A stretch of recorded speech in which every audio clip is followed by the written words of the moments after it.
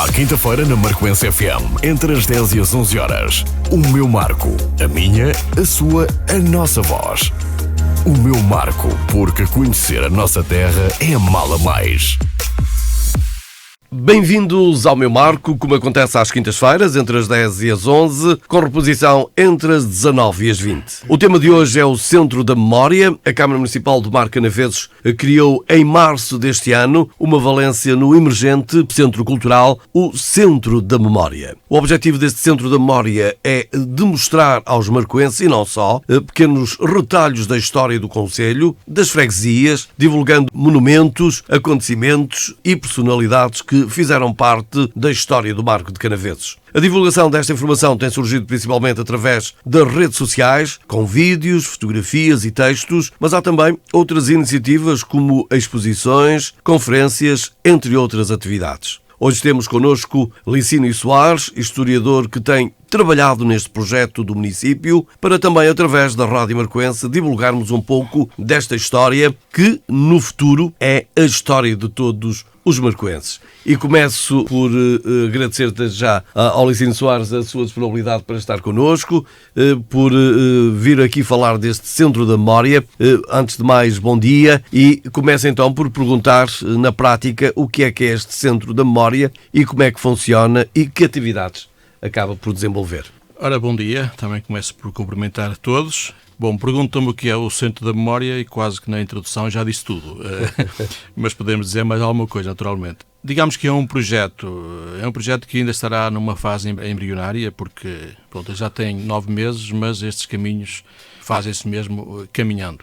E como disse, isto é para tentar mostrar, portanto, a nossa memória, a memória da história concelhia, e aqui com uma tónica especial, é que, tal como disse, aproveitando as redes sociais, que é um novo formato, uma nova formatação que podemos dar à história e que cada vez mais se torna útil para divulgar essa mesma história. Quase como dizia uma professora minha, uma professora catedrática, a história já não vale só pela história. Vale também pelo formato, pela forma como é apresentada. E apresentar a história dentro de um livro mais ou menos espesso, portanto, mais ou menos adequado para ter numa estante ou numa prateleira, é importante, até digamos que é fundamental, mas temos agora as redes sociais que nos permitem atingir outros públicos. E até porque a sociedade, com a evolução que tem, e não vale a pena contrariar isso, a sociedade com a evolução que tem já quer outros formatos e assim a história chega mais longe, com toda a certeza. Até porque as redes sociais começou pelas gerações mais novas, mas hoje já se vê pessoas de um escalão etário mais alto a querer também acompanhar as novas tecnologias e é bom atingirmos esse público-alvo também. Sim, com certeza. Nós, portanto, até podemos utilizar números para comprovar isto mesmo. Nós, se fizéssemos uma apresentação num local, um local específico, pode ser um auditório, em que, por exemplo, apresentássemos um documentário sobre Marco Canaveses. Nós, para termos 50, 100 espectadores, teríamos de trabalhar muito. Acontece que se nós colocarmos o mesmo trabalho na rede do Facebook, por exemplo, a rede do município de Marco Canaveses, nós ao fim de poucas horas nós temos milhares de visualizações, temos inúmeras partilhas, o que quer dizer que conseguimos chegar muito mais longe e de uma forma também muito mais fácil. Muito mais fácil. Em que medida é que esta valência contribui também para a preservação e a valorização da história do concelho? É tudo conhecimento e nós conseguindo passar a mensagem, naturalmente conseguimos passar o gosto pela nossa história, pelos nossos momentos, as nossas facetas, das personalidades várias que passam na história concelhia, dos acontecimentos, etc, etc. Até que ponto também considera fundamental os marcoenses conhecerem a história do seu concelho? E acha que esse conhecimento contribui para aprofundar ainda mais o bairrismo e o amor à sua própria terra? Preservar é sempre valorizar. Valorizar, e portanto, e nós só valorizarmos se conhecermos. Se conhecermos os casos em concreto. Por exemplo, o caso da história do desporto, por exemplo, no Marco Canaveses. Nós não podemos fazer a história do desporto no Marco Canaveses sem falar, por exemplo, no Futebol Clube do Marco. Assim como nós, por exemplo, também a título de exemplo, não podemos falar da história do desporto no Baixo Concelho sem falar do Futebol Clube de Alpedrada. E ao falar, por exemplo, da história do Futebol Clube Marco, nós vamos buscar acontecimentos, vamos buscar pessoas, por exemplo, de 1927, foi quando ele nasceu. Aliás, os anos 20 na vila de Marco Canaveses foram excepcionais. Nós, para falarmos da história do desporto em Alpendrada, por exemplo, temos que ir aos anos 60 de Alpendrada, se não me engano, foi em 20 de maio que nasceu o Futebol Clube de Alpendrada. Quer dizer, nós vamos buscar acontecimentos, vamos buscar pessoas, vamos buscar factos que contribuíram para a história destas terras, portanto, e isto é fundamental realmente para as pessoas sentirem, aí está, o tal bairrismo, o tal gosto por aquilo que é nosso, por aquilo que está ao nosso lado e que muitas vezes não é conhecido, porque estando dentro de um livro, e aí voltamos ao princípio da nossa conversa, estando dentro de um livro é sempre difícil de consultar. Mas assim, em estas novas formas, assim, em estes vídeos de pequeno formato, isto fica ao alcance de cada um e de forma muito mais fácil. Como é que tem sido a receptividade dos marcoenses para os conteúdos que têm sido publicados? A receptividade tem sido muito boa. Eu até costumo dizer que não posso dizer que seja abundante, mas eu costumo dizer que quando há alguma coisa assim, digamos, má a apontar, é muito mais fácil nós recolhermos a opinião. Quando não há comentários, normalmente são positivos. Portanto, há uma boa receptividade, sem dúvida. Portanto, as pessoas gostam de ver aquilo e depois até acrescentam sempre mais uns pormenores que são sempre interessantes, porque a história é algo que nunca está fechado, está sempre em crescimento, por muito que pareça e por muito que alguns o neguem, mas não, a história está sempre em movimento e há sempre mais alguma coisa sempre a acrescentar e por isso é muito interessante ouvir certos comentários que se vão ouvindo por aí. Entretanto, até porque alguns dos documentários que têm feito, inclusivamente na rede do município, como falou há momentos atrás, depois há pormenores também fantásticos, em que é a história do Marco, mas que depois ela não termina no Marco. Às vezes vai terminar a outros concelhos, como ainda recentemente o caso da roda do Arouca, não é? A roda de Arouca surge aqui no meio precisamente porque nós temos conhecimento de que havia a roda de Canaveses. Portanto, mas para exemplificar, e pelo menos a única roda que eu conheço, ao menos aqui no Norte, está em Arouca. E fomos a Arouca perceber, e aliás até há a particularidade de Arouca estar ligada com o Mosteiro de Tuías, portanto, através de Dona Mafalda, portanto... Há esta ligação. Que há esta ligação. E fomos lá precisamente porque lá temos a roda e assim, de uma forma muito fácil, muito simples, nós podemos exemplificar como é que funcionava aquelas rodas. Porque para passar aquilo que demonstra um documentário, lá está a imagem, uma imagem fala mais que 1000 palavras, para documentar aquilo num livro eram preciso várias páginas, não era? Exatamente, porque essa questão da imagem, digamos que é outra parte que está escondida nos documentários que nós vamos fazendo, que é que ao mesmo tempo que nós apresentamos a história, nós também apresentamos a nossa beleza natural do Marco Canaveses. E até é com muito gosto que nós vemos, por exemplo, na lista dos comentários, em que além dos comentários naturais da história lá estão, há alguns que dizem assim: gostei muito de ver, tenho que ir visitar essa terra. Isso é o mais bonito que pode haver, portanto, porque realmente é alguém que não estava familiarizado com a beleza e que natural. Que ficou com gosto naquela história, mas também gosto em conhecer esta terra. Os marcoenses podem contribuir para este centro de memória? E sim, de que forma? Podem e de que maneira? E, portanto, é algo que ainda é muito ténue, mas pode aumentar, portanto, pode crescer à vontade. O município está aberto, portanto, isto é um projeto de município, nós estamos a trabalhar na Biblioteca Municipal e, portanto, acedemos a todos os contributos que apareçam e, naturalmente, que... dentro das possibilidades, naturalmente, que nós vamos aproveitar essas ideias que aparecerem, que realmente poderão ser uma mais-valia para este trabalho. Quer deixar aqui algum contacto para quem possa querer até fazer envios, quiçá, de algumas histórias que tenham sobre o Concelho para lhe enviar para si, Licínio? Sim, a forma mais fácil é contactar a Biblioteca Municipal. Portanto, porque o trabalho é desenvolvido lá, portanto, é a forma mais simples de contactar o Centro da Memória. Então, das histórias que tem estudado e divulgado, tem alguma que considera particularmente interessante? Eu costumo dizer que a história mais interessante é sempre a última que fiz. Portanto, neste caso foi da Roda, mas da Roda de Canaveses, que é um assunto quase desconhecido aqui no Marco Canaveses. Havia a citação da sua existência. Entretanto, descobri nos registros paroquiais destas freguesias, especialmente aqui São Nicolau, sobre Tâmega, portanto, registros dos finais do século XVIII, século XIX, em que estão lá identificados muitos casamentos em que está lá escrito, portanto, como alguém que era teve origem na Roda de Canaveses. Portanto, há muitos assuntos aqui que nós poderemos tratar e neste caso, este último trabalho, que era o que me perguntava, qual é o mais interessante, certo, este realmente foi sem dúvida interessante, assim como foram os outros. Sim, mas há sempre uma evolução e realmente não consigo destacar um. Por exemplo, um que se fez sobre uma lenda da história da Senhora do Castelinho. E o facto das lendas, isto aqui é um parênteses, as lendas é uma área em que nós também pretendemos avançar. Mas, voltando à Senhora do Castelinho, aquela lenda de que a capela estava voltada para o outro lado que não o atual, e Nossa Senhora fugia de lá e aparecia mais em baixo a fazer meia. É um pormenor que muitos desconhecem, alguns até moradores no local.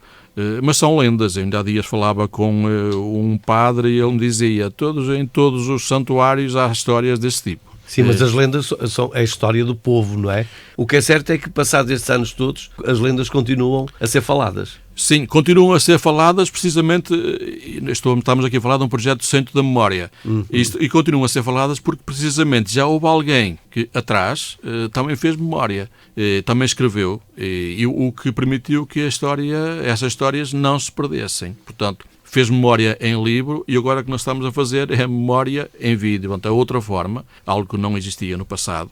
E, portanto, porque no passado se fez memória, agora pode-se fazer de outra forma. E por isso essas histórias continuam, como é, por exemplo, a lenda do São Miguel de Rio de Galinhas, da igreja de Rio de Galinhas, portanto, que tentaram colocá-lo numa capela mais ao lado e ele fugia de lá, portanto, até que desistiram e ele ficou na igreja de Rio de Galinhas, que é onde está hoje, e, portanto, é mais uma lenda.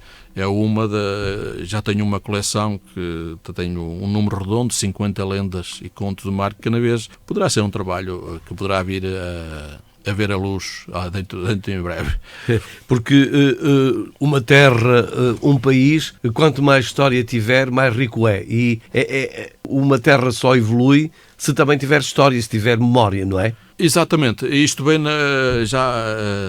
bem no seguimento, o conhecimento, nós só damos valor àquilo que conhecemos. E neste caso, eu não estou a falar num conhecimento particular, estou a falar num conhecimento assim geral, um conhecimento coletivo. Nós damos valor à nossa terra conhecendo as nossas coisas, conhecendo as pessoas que desenvolveram atividade, conhecendo acontecimentos, enfim, uma série de assuntos que isso é que dá valor à nossa terra e é que nos faz gostar, ou não, da nossa terra. Da nossa terra, por isso quanto melhor a conhecer, até porque diz o poeta que quanto melhor conheces a tua terra, mais a consegues amar, não é? Com certeza.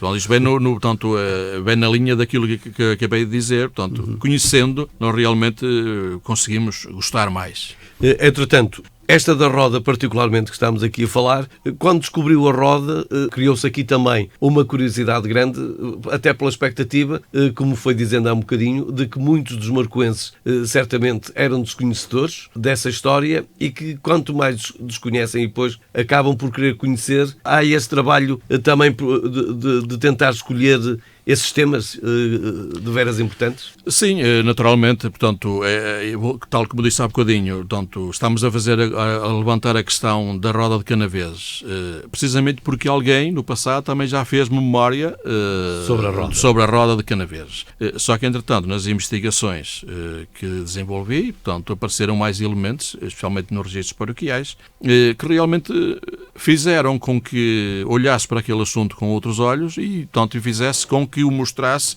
porque sem dúvida nota-se perfeitamente que muitas pessoas, naturalmente, não conheciam esse assunto e foi uma novidade, digamos assim. E aí está.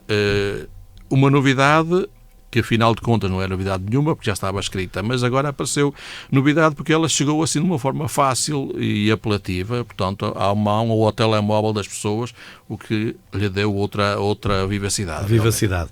E até porque a roda anda com mais facilidade, foi a partir daí que o homem também, depois de inventar a roda... Exatamente. Lisine Soares, não sei se, para além das lendas que também já foi partilhando connosco, da Nossa Senhora de Castelinho, da lenda do São Miguel. Não sei se quer contar mais uma ou duas histórias relativamente a este Centro de Memória que fazem parte e que já editou também e publicou. Portanto, nós temos uma lista, portanto, são 31 memórias que nós já publicamos, portanto, umas efemérides, desde questões como, por exemplo, a questão dos nossos condes e viscondes aqui do Marco Canavês. É algo sobre o qual só se conhecem uns pormenores. Portanto, é um assunto também interessante, que tenho algum interesse, mas embora as pessoas, portanto, naturalmente umas dão mais interesse que outras, mas realmente, por exemplo, agora surgiu esta dos condes e viscondes, como poderia ser outro assunto. E até porque estamos na rua do Visconde do Marco.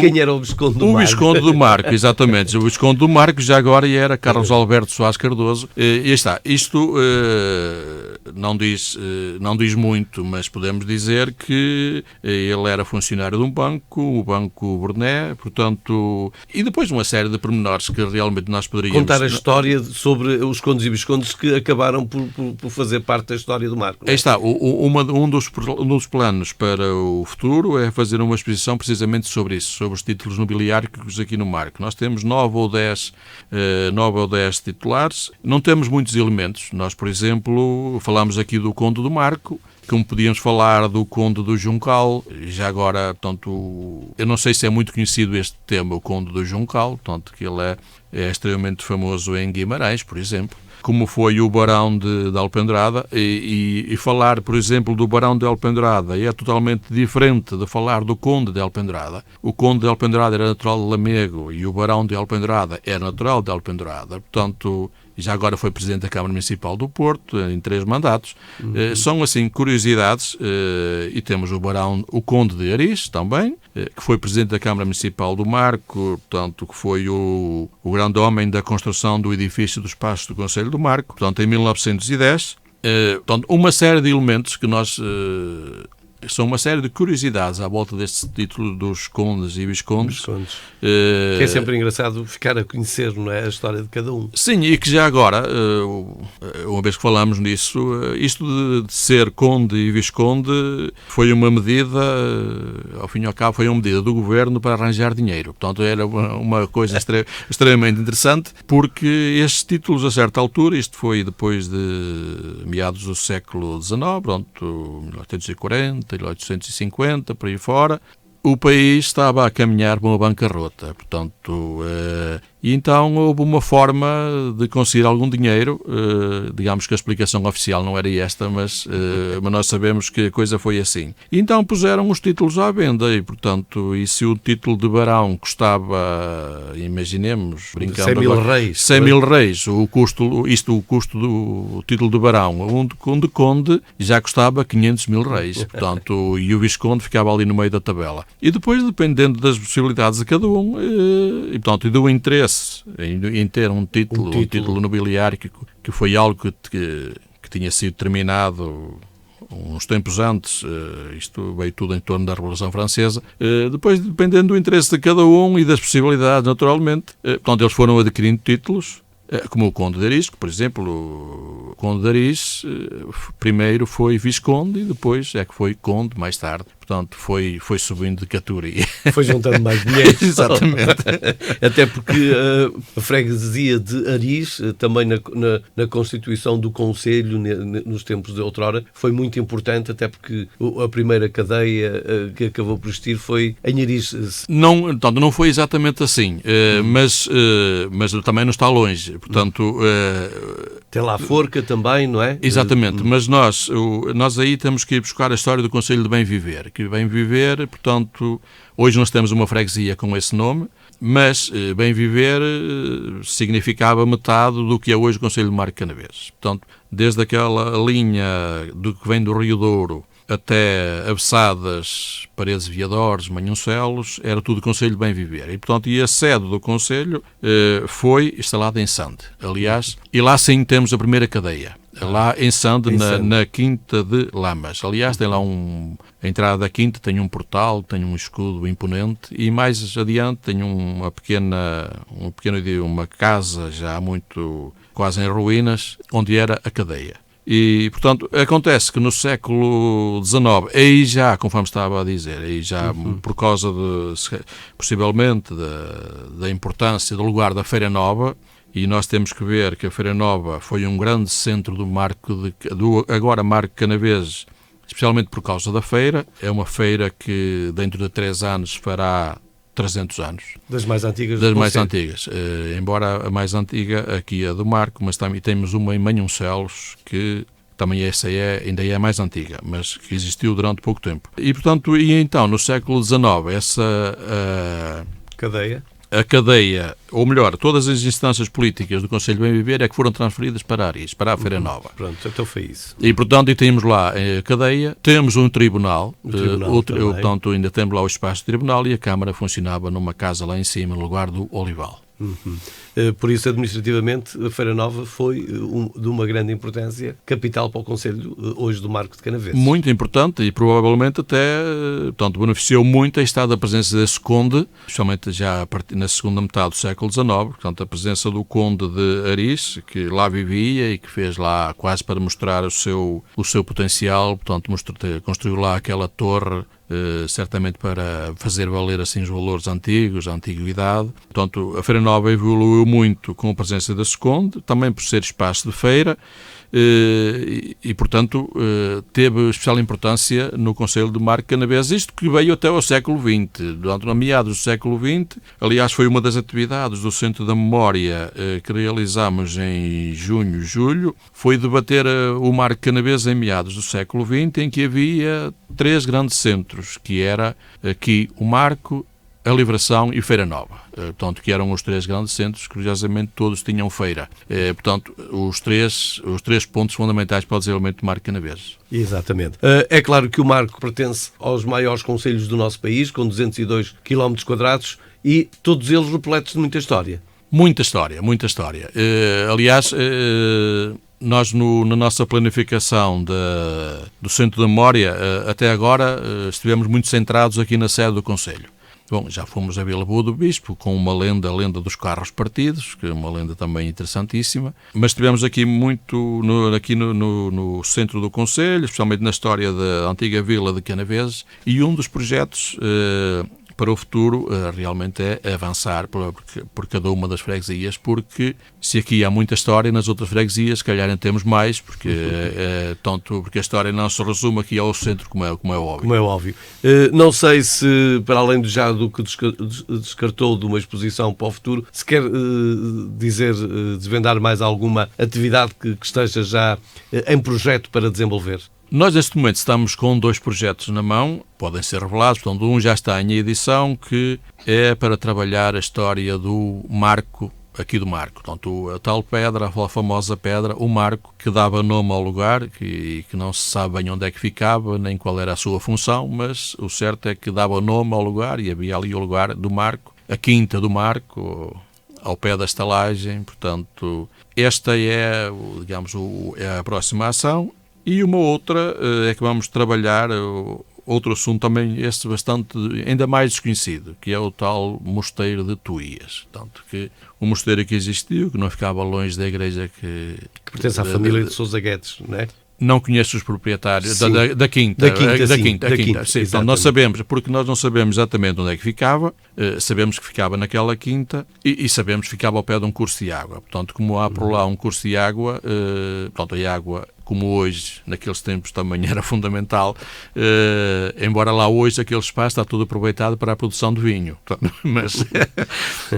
Mas como a água era fundamental naquela altura, portanto, foi lá que houve que foi construído o mosteiro, que inicialmente esteve com os frades de Santo Agostinho, os Crúzios, mas que pouco depois passou para as monjas beneditinas, portanto, que também as mesmas que estavam no convento de Santa Clara, no Torrão, e por isso mesmo elas eram conhecidas como as Clarissas. Portanto, e muito por isso muitas vezes nós ouvimos dizer que ali em Tuí estavam as Clarissas.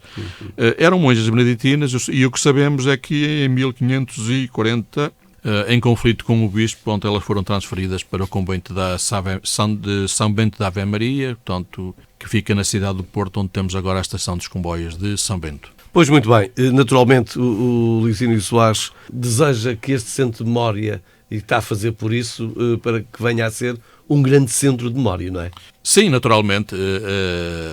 Digamos que isto é um projeto que tem tudo para andar, assim quem de direito o permita, tem tudo para evoluir, há muito caminho para fazer, mas depende realmente das possibilidades e dos meios que estejam disponíveis para realizar este projeto. Não sei se quer concluir deixando aqui uma mensagem para quem nos ouve, que tenha algum conhecimento, que queira partilhar. Como já dissemos, poderão contactar com a Biblioteca no Marco de Canaveses. Não sei se quer aproveitar este espaço. Sim, nós estamos disponíveis para todo e qualquer contributo que apareça. Eu já fui contactado para as mais variadas situações, desde pessoas que procuram informação antiga sobre uma casa ou um local específico, e temos alguns alunos, por exemplo, do ensino superior que contactam a pedir informações sobre um aspecto particular ou portanto, da história do Marco de Canaveses, e vão-se dando respostas. E às vezes alunos que até ali da escola secundária que chegam, querem ver ou investigar sobre um assunto específico. Por exemplo, um dos trabalhos que já desenvolvi foi uma espécie de quase uma enciclopédia, digamos assim, mas em ponto muito pequenino, sobre o nosso fundo local. O nosso fundo local que temos lá não é muito extenso. Aliás, até faço um apelo a obras que nós temos, que nos fazem falta no acervo da biblioteca, portanto, e é mais um apelo para que alguém, se tiver alguma coisa que considere que realmente possa ser interessante à biblioteca, nós estamos abertos realmente para o receber. Mas o trabalho que estamos a fazer é que, de uma forma simples, alguém que chegue e nos peça uma informação sobre um determinado assunto, nós possamos rapidamente ir àquela base de dados e portanto, quase que instantaneamente saber onde é que podemos ir buscar essa informação. Era algo que não havia, acho que vai ser útil agora para quem quiser consultar-nos. Muito bem, Licínio Soares, eu quero agradecer mais uma vez a disponibilidade de ter estado connosco para nos falar deste Centro da Memória. Eu é que agradeço. E até uma próxima oportunidade, naturalmente, que não irão faltar, quanto mais não sei, até para falarmos sobre um determinado comentário que possa existir para o Centro de Memória. Com certeza. Muito obrigado. Foi assim o meu marco desta quinta-feira. Voltamos de hoje a 8 dias com o meu marco, com um novo tema e novos convidados. Uma boa semana, uma boa quinta-feira. À quinta-feira na Marcoense FM, entre as 10 e as 11 horas. O meu marco. A minha, a sua, a nossa voz. O meu marco, porque conhecer a nossa terra é amá-la mais.